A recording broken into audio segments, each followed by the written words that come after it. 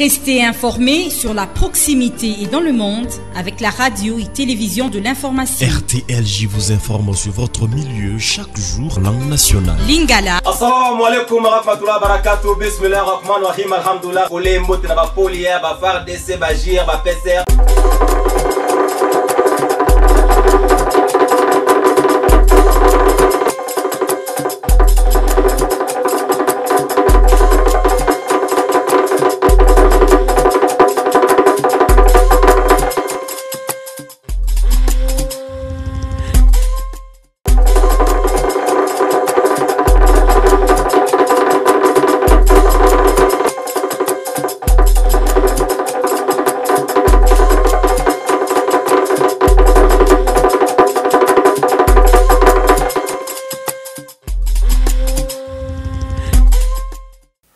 Assalamu alaikum warahmatullahi wabarakatuh. Mbote na bino ba mourena ba moureze ya magazine d'information ya Lingala Facile yoka lokole mbote na ba polia ya ba FARDC ba JIR ba PCR ba commando na ba étudiant kasa pa bolela RTL Joa chaîne ya Gaya chaîne ya honorable ya Pembe Maboko Pembe Motema Pembe leader de leur leader, les politiciens compétents infatigables na mokuse PCI. Merci na bano to za benga biso na magazine d'information Lingala Facile yoka lokole pour na ko ba bongo pesa so information. Oyo toute population azali kozela na temps réel. Sans plus tarder to fongola basango koloba ete na mopanzi ya Lubumbashi wa Ntansha wa bane badaya ko sepela makasi. Balobi arrivé à roi de Belge Philippe Azabongo sur place déjà et ça que sengona mitema ya bandeko be bana rêver vraiment roi ana mboka o lelo oyo ekoki samia kozala bon amphithéâtre c'est ma solo ko beta mana impact de pezolozina mais boy ba pe lisusu ko beta moi tour na mopanzi ya village Katanga et Sikawapi. Bomaka bongo Patrice Emery Lumumba parce que na mboka oyo Lumumba kufelaka awa kimbango pe akufelaka na esika moko awa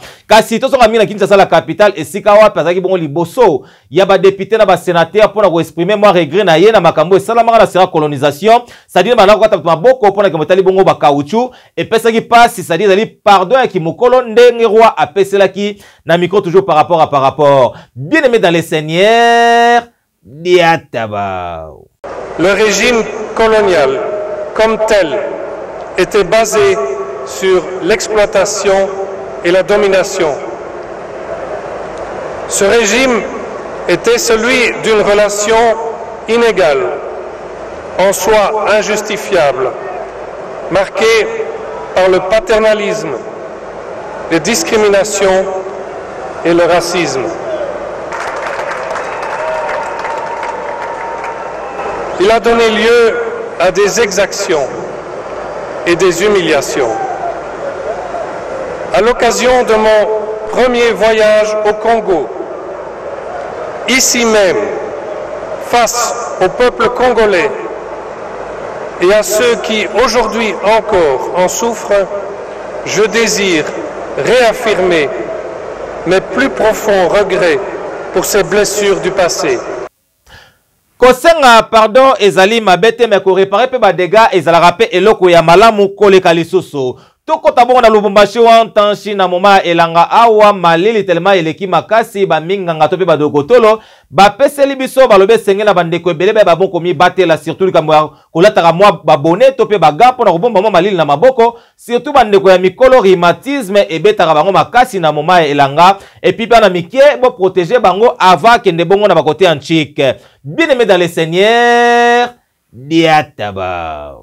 Bandeko babolingo chaque changement de saison et yakana ba événement ya ndenge na ndenge toutaki bongo na mbula awa tokoti bongo na elanga bandeko ebele bazali komi yebela te visiolongo ya komi protéger pona kokima babokono ya ndenge na ndenge tango wana lokole kine ko beta mwa tour epa ya monganga a expliquer biso na ba moma oya elanga esengeni na bandeko ya mikolo to pe baike baye bakomi batela na ndenge nini yango wana ye moko abetelaki masolo alobi ete na moma ya elanga ezala ba mikolo pe bana mike babokono ebele ekangaka bato asengi na bandeko nyonso bazali bongo mikolo baye bako batela kingo na bango malamu pona malili epi ko bomba maboko bo elongo bani babomba pe mitu na bango parce que ba malili oyo epesaka bokono ebele bele lokola ba rhumatisme et puis na bilenge bana mikie esengeli na bango ba pe komi batela ba para ba sombela bango ba pile surtout na tongo tango bakenda kanchika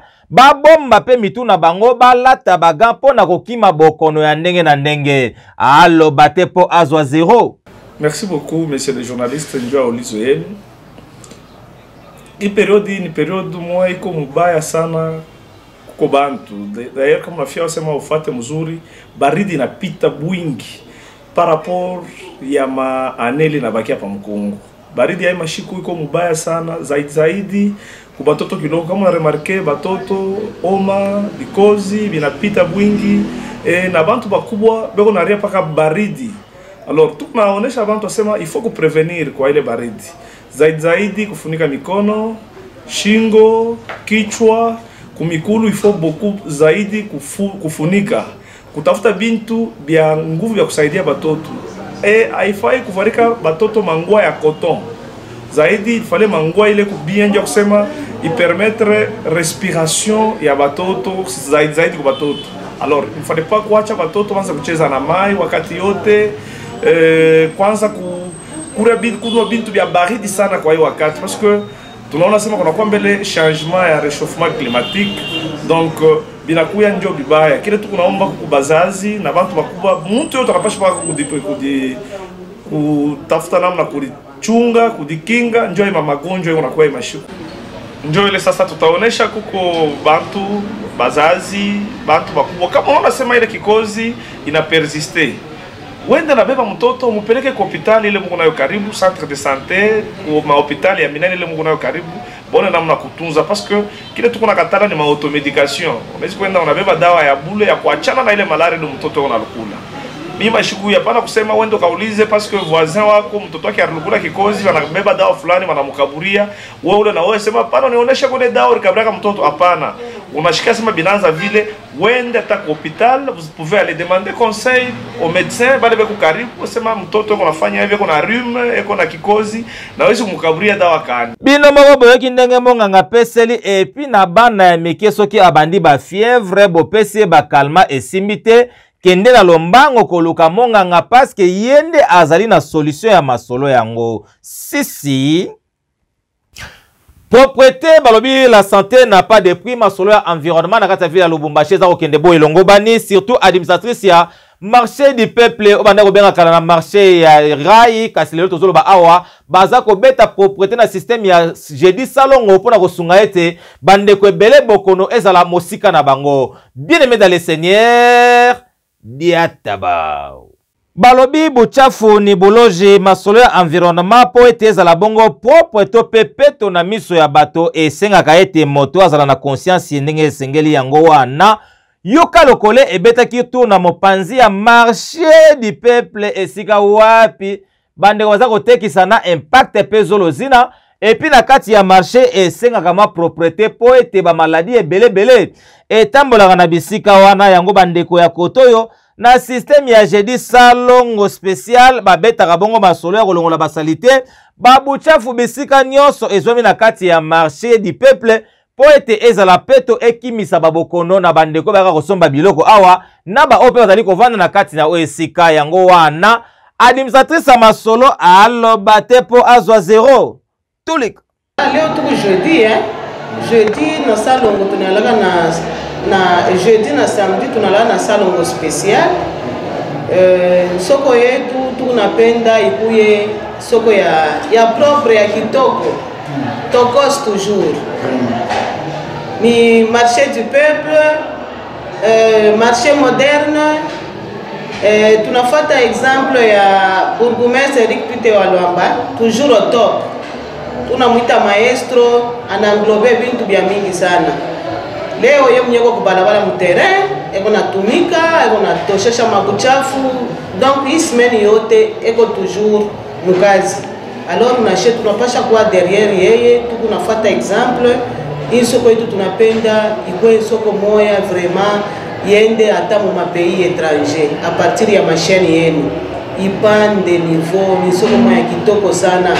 Je pense hata mkiangalia inachana na masoko yote ya mvili ya Lubumbashi nous sommes les premiers, comme on dit, one touch, toujours les premiers. na chez Kampemba nous sommes les premiers msoko yetu ya propre joko le tunaweka batoto na fasi nisma bashovana na majile donc tusha kubankadre pour que banze kutumika kazi soko ibakie ya mzuri sana. Tala la santé n'a pas de prix soko baby sinzoto na yo po oye babongo kobika esengaka ba dépense ebele bele yango za kosenga na bandeko nyonso tango za kosala ba biloko na yo kotona marché bwaka pe basalite na bisika oyo esengeli pona kolongola yango bakene kotala esika oyo batelaka yango sinote okomi créer ba malade ebele bele yo moko na nzoto na ba client bako soma biloko bakokoma na keba byumvika. Tala bandeko ya kin severe kawama Milambo na sapwe balobi ete arena bino eyebani deja bokende na lombango liboso ya marché du peuple esika bandeko ya mik basaki lise bosangani basepeli makasi balobi ete kotela bango arena esika wana ezali ide moko ya malamu me basengi pe biloko misusu balobi atela bango ba depopo na baklia babombaka biloko epi likambo ya balabala wana soki mbula ebandi ekomaka na potopoto na ndenge ya keba bien aimé dans le Seigneur diataba. Tango bandeko miso baza kotelengana esika ya kotia mituka ezali te to pe bozangi parking bandeko ya mik baza ya kosepela makasi tozali bongo na mopanzi ya marché du peuple esika ba créer area sika parking oyo eza komema bandeko na kin severe kawama milambwe na sapwe yango bandeko ya mik basepele balobi ete parking o ba créer bango awa esali ete babise telemaka bo elongo bani ezali arrêt de bis ya sika oyo ba créer na pembeni ya marché ya rai ya Kalambai kasi boye ba ete bandeko basepeli na yango makasi me bazali kolela na eloko moko balobi esika oyo ezali malamu metango mbula ebandaka poto elekaka makasi me anatanda baza ya kosepela parce que bandeko tout ba kozoba taxi na bango awa baza déjà calme me basengi pe lisusu ba créer bango ata mwa dépôt moko wana ya mokie po ba client mingi bayaka bazalaka na bakoli na bango baloba te po bazwa zéro toza à l'aise ndenge tosalaka mosala na biso mais tobimi kuna na leta apesi limibeko na ye po tokoma tokomi na wenze ya sika ifo babakingi wana ezala wana mpona eza na rai pembe na rai badanger eza ebele me toza awa tozopuswa na maleme mpona bato me tozali awa vraimen toza calme ndenge toyebi misala tozobeta yango kaka ndenge wana na bato moke bazoya moke la juu ya nini nifashi kuku nsoko ile nsoko vile kurukwa makelele kurukwa fujo olitwanze kumana na leta sheto naongopa leta ndio leta njeko na nguvu hapa chini ya dunia ndio tunasema twende fasi tukala kule kuku danger en plus mankamba makura iraanza kuwa bantu makelele bilikuwa paka ma problem kila siku olia kuleta ma problem kwa basefu yetu ya parking ndio tunasema pana twende pafashi pale banatupeleka donc ndio na sheto tunapenda hapa meka lazima batutengeneze njumu mvula tutangaika tutakuwa nafasi bakilama yabo kwanza kupanda donc nalombea batutengeneze essentiel tukweko bien ndio ansoko yetu yende na yo kumbele na sheba sofe na shetu anze kona kwa taka loko kakura kwa nyumba ezalaka boye nde ezalaka paske bandeko oyo bakotelengana lisusu te esika na bango ya kosalela mosala eyebani deja bandeko ya kin severe kawama milambo esapwe tala esika na bino yango oyo bijika tukisha. Ba travaux ya route Kasapa esali déjà 2 ans passés ezali kosi la kakate yango population bakomi na milelo balobi ete avant bambula e banda esengeli na ba trepouille za kosala musala wana basala na lombango po ete basilisa balabala ya kamatete bien prolonger et puis na oyekenda côté ya prison po esala ete bandeko batambula malamu na babiloko na bango bien aimé dans le Seigneur diataba.